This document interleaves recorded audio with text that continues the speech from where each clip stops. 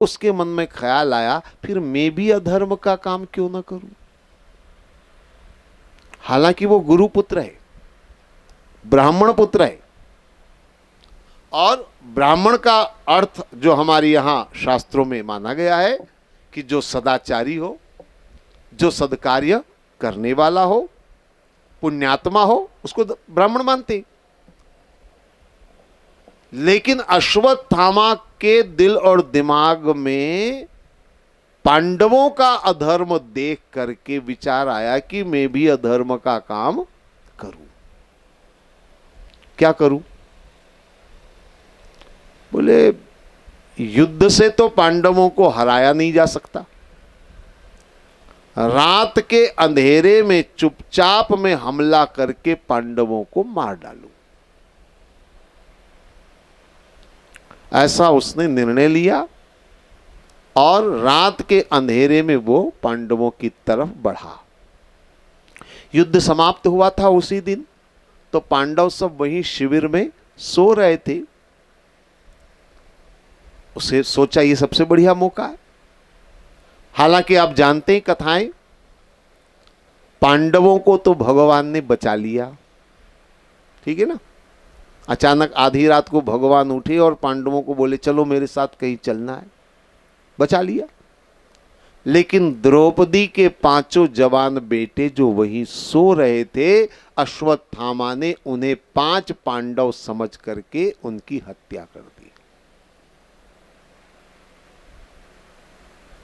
जब लौट करके पांडव आए तो उन्हें वो लाशें मिली। स्वभावतः दुख होगा, और दुख सबसे ज्यादा इस बात का है कि युद्ध जीतने के बाद मर गए।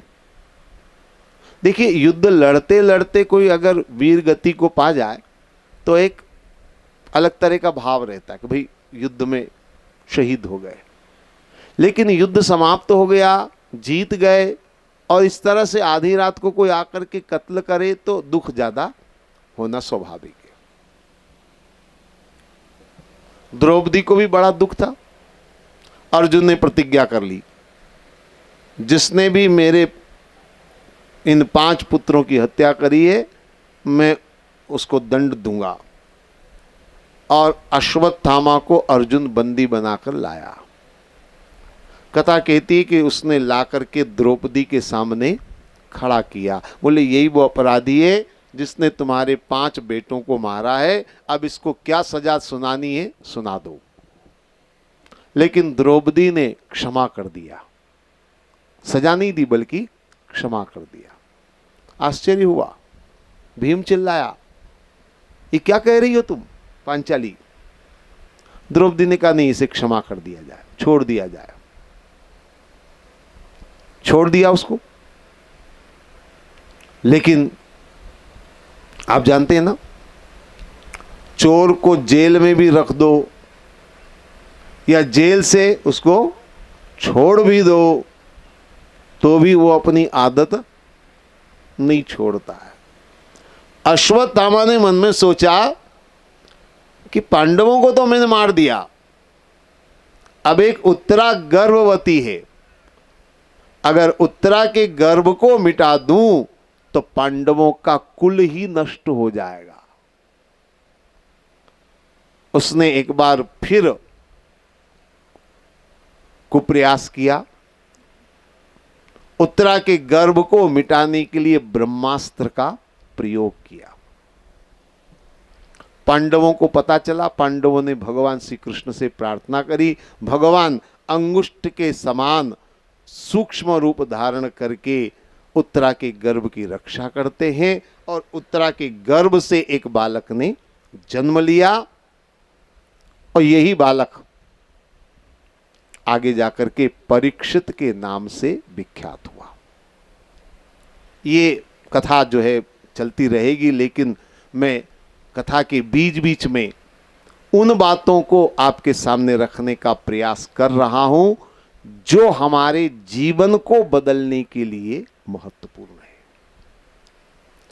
अश्वत्थामा की इस कथा पर हमें बहुत विचार करना है। एक तो सबसे बड़ी बात यह है कि भगवान वेद व्यास जी भागवत लिखने बैठे, इतना महान ग्रंथ लिखने बैठे, इतना पवित्र ग्रंथ लिखने बैठे, और उसकी शुरुआत उन्होंने किससे करी? अश्वत्थामा की कथा से। ये बड़ा आश्चर्य होता है। अब चूंकि अश्वत्थामा की कथा अभी मैंने आपको सुनाई है, आप सब समझ गए। जो सोते हुए की हत्या का जघन्य पाप कर रहा है, जो गर्भस्थ शिशु को मारने के लिए ब्रह्मास्त्र का प्रयोग करता है, इससे बड़ा पाप तो दुनिया में कोई दूसरा हो ही नहीं सकता। मेरे विचार है ये। शास्त्रों में कौन कौन से पाप किस श्रेणी के माने गए ये मैं नहीं जानता, लेकिन मेरी समझ में गर्भस्थ शिशु को मारने से बड़ा कोई पाप नहीं हो सकता। क्यों नहीं हो सकता? ये मेरे अपने विचार है। देखिए, मैं इसको दुनिया का सबसे बड़ा पाप इसलिए मानता हूं, आपने अक्सर घरों में देखा होगा, जो 4-6 महीने का बालक होता है, छोटा, सबके घर में होता है। आपने अक्सर सुना होगा, अनुभव किया होगा, बल्कि आप स्वयं ने भी कहा होगा, छोटा बच्चा जो होता है ना, वो भगवान का रूप होता है। मानते हैं ना इसको? अच्छा, क्यों है भगवान का रूप? छोटे बच्चे को जो आपके कपड़े पर मलमूत्र कर देता है गोदी में उठाने पर, उसको आप भगवान का रूप क्यों मानते? जो गंदगी कर देता है कई तरह से, कभी उल्टी कर देगा, कभी कुछ कर देगा, फिर आप उसको भगवान का रूप क्यों मानते? इसलिए मानते हैं क्योंकि वो छल कपट से दूर है ना, ईर्ष्या द्वेष से वो दूर है। निर्मल मन जन सो मोहि पावा, वही बात याद आ गई। तो वो भगवान का रूप इसलिए माना जाता है क्योंकि वो छल कपट रहित है। अब आप सोचिए, अगर 3-4 महीने का बच्चा छल प्रपंच से दूर है, तो जो बालक अभी दुनिया में आया ही नहीं, जो अभी गर्भ में ही है, जिसको दुनिया की हवा भी नहीं लगी है, वो तो पूरी तरह शुद्ध बुद्ध निर्विकार है कि नहीं है? तो वो तो साक्षात ब्रह्म स्वरूप हुआ कि नहीं हुआ? और उसकी हत्या का मतलब क्या हुआ? किसकी हत्या? ब्रह्म हत्या। और इसलिए मेरा मानना है कि इससे बड़ा कोई पाप नहीं हो सकता।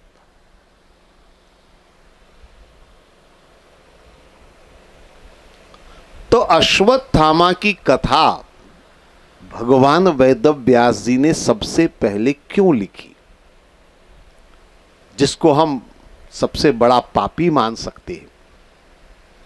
जन्म से भले ही वो ब्राह्मण कुल में पैदा हुआ, गुरु पुत्र था, लेकिन पाप तो उसने अनगिनत किए। फिर अश्वत्थामा की कथा क्यों रखी गई? सबसे पहले देखिए, बहुत सोच विचार कर वेदव्यास जी ने भागवत की रचना करी है। हर कथा के पीछे कोई सिद्धांत उन्होंने समझाया है। अश्वत्थामा की कथा देखिए जरा ध्यान से। अश्वत्थामा, वैसे तो इसका नाम भी थोड़ा विचित्र है। विचित्र इसलिए मैं कह रहा हूं क्योंकि आप जानते होंगे अश्व किसको कहते हैं? अश्व माने घोड़ा। अब ये आदमी है कि घोड़ा है?